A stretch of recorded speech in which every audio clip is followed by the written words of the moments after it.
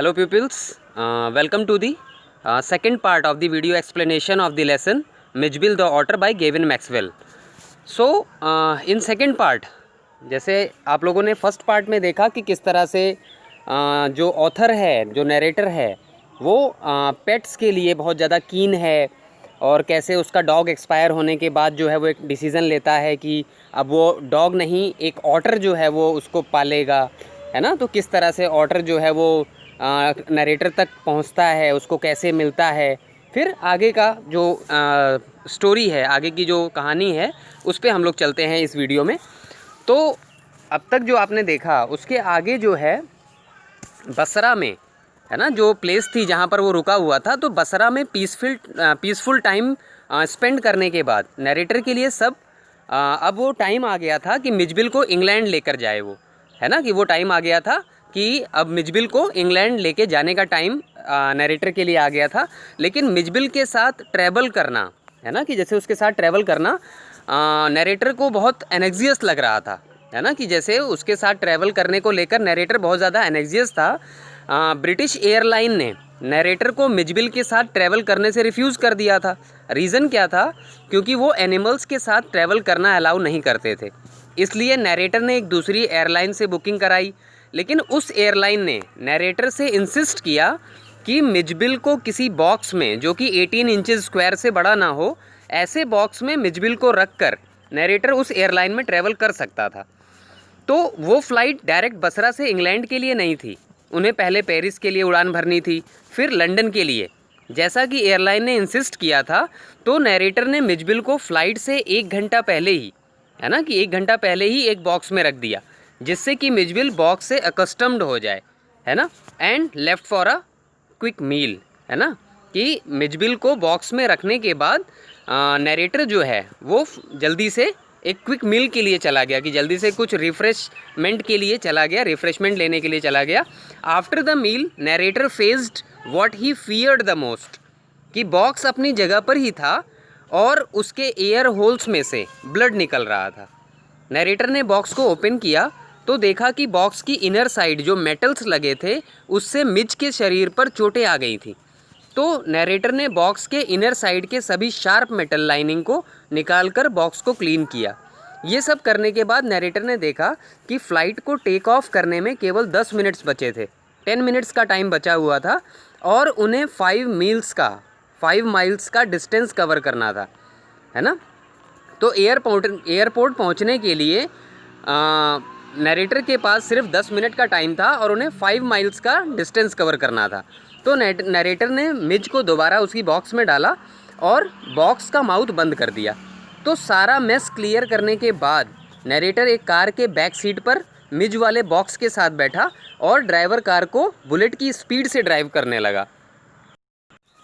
अब आगे क्या हुआ कि नरेटर किसी तरह फ़्लाइट के टेक ऑफ होने से पहले एयरपोर्ट पहुंच गया और इन्फ्यूरिएटेड ऑफिसर्स के बीच से होता हुआ प्लेन में अपनी सीट पर बैठ गया। इसके बाद उसने मिच का फ़िश वाला जो फूड पैकेज था वो एयर हॉस्टेस को दिया कि वो उसे रेफ्रिजरेशन में डाल दे। नरेटर ने उसे लेट पहुंचने का रीज़न भी बताया। एयर हॉस्टेस बहुत काइंड थी, उसने नरेटर का प्रॉब्लम समझा और आगे क्या करना है ये एडवाइस किया। उसने नरेटर से बॉक्स को अपनी लैप पर रखने के लिए कहा। नरेटर एयर हॉस्टेस के नेचर से बहुत इम्प्रेस हुआ, है ना। उससे इम्प्रेस होने के बाद उसको लगा कि जैसे ये तो बहुत काइंड एयर हॉस्टेस है और वो अपना ग्रेटिट्यूड उसको जो है वो पे कर रहा था, है ना, ग्रेटिट्यूड जो है वो फील हो रहा था उसे।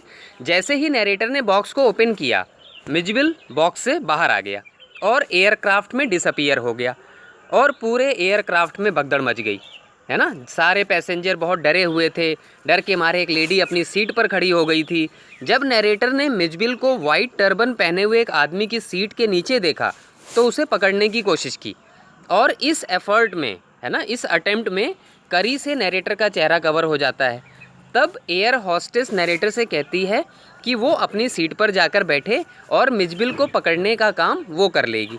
तो एयर हॉस्टेस की रिक्वेस्ट पर नरेटर अपनी सीट पर वापस आ जाता है, अपनी सीट पर बैठ जाता है, लेकिन उसकी आंखें अभी भी मिचबिल को खोज रही थी। तभी नरेटर को मिचबिल की आवाज़ सुनाई देती है ना, और मिचबिल जंप करके नरेटर की नी से होता हुआ फेस तक पहुंच जाता है और अपनी नोज से उसके फेस और नेक को रब करने लगता है। After an eventful journey Maxwell and his otter reached London, जहाँ नरेटर का एक फ्लैट था। अब वो 1 महीने के लिए लंदन में स्टे करते हैं। उस दौरान मिज बहुत सारे गेम्स में इंगेज रखता है अपने आप को। तो मिजबिल डिफरेंट गेम्स जैसे ping pong balls, marbles, rubber fruit और टेरेपिन शेल में इंगेज कर लेता है अपने आप को। ऐसे गेम्स को खेलता रहता है। पिंग पोंग बॉल मिज को करी, है ना, हाफ एन आवर के लिए इंगेज रखता था, है ना। करीब जो है वो जो पिंग पोंग बॉल गेम था वो मिज को करीब आधे घंटे के लिए बिजी रखता था। तो गेविन का सूटकेस जर्नी के दौरान डैमेज हो गया था, यानी जब वो ट्रैवल कर रहा था तो उसका सूटकेस जो था वो डैमेज हो गया था और वो एक से दूसरी तरफ स्लोप की तरह हो गया था, है ना। तो मिज उस स्लोप पर हायर एंड से लोअर एंड की तरफ बॉल को रोल करता था और इसके बाद दौड़कर लोअर एंड की तरफ जाकर चिप जाता था और बॉल के लोअर एंड पर आने का इंतज़ार करता था। जैसे ही बॉल नीचे आती थी तो मिज जंप करके सामने आकर बॉल को सरप्राइज़ करता था, है ना। इसमें उसको बड़ा मज़ा आता था।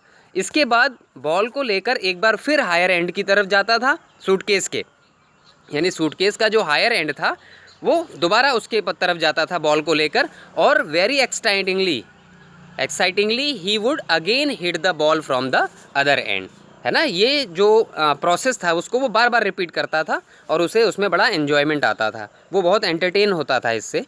तो नरेटर मिज को लेकर वॉक पर जाता था, है ना, और एक्सरसाइज करवाता था जिस तरह से वो अपने पेट डॉग को करवाता था, सेम उसी तरह था, just like a pet dog.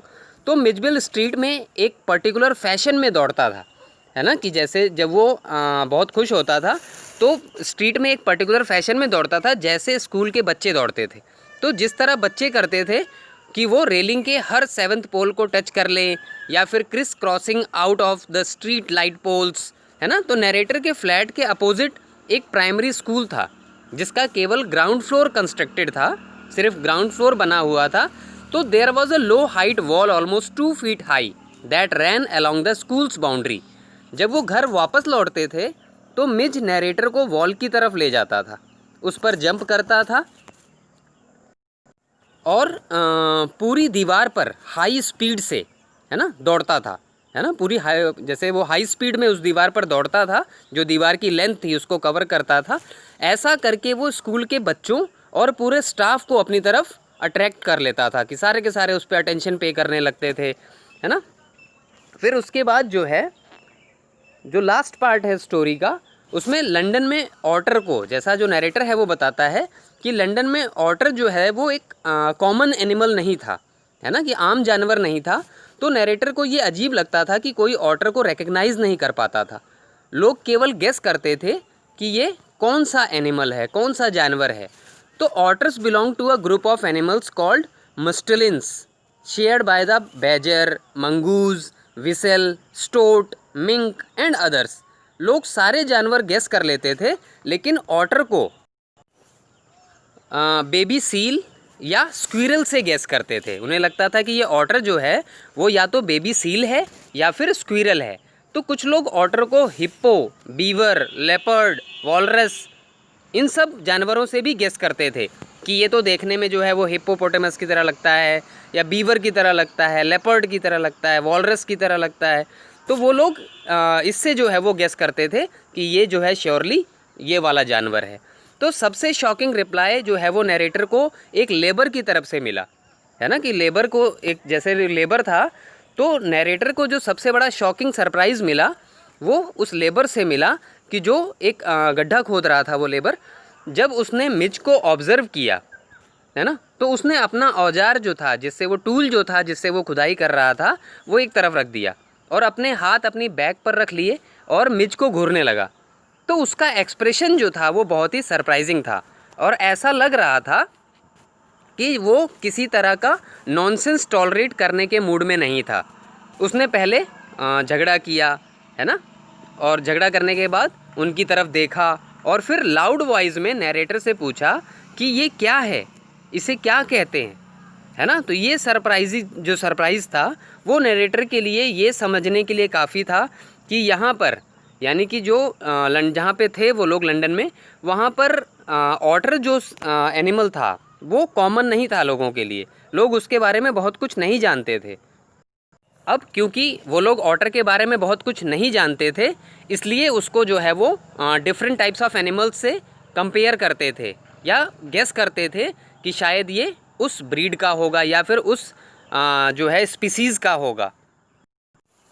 So students, this was the explanation of the lesson Mitchell the Otter by Gavin Maxwell.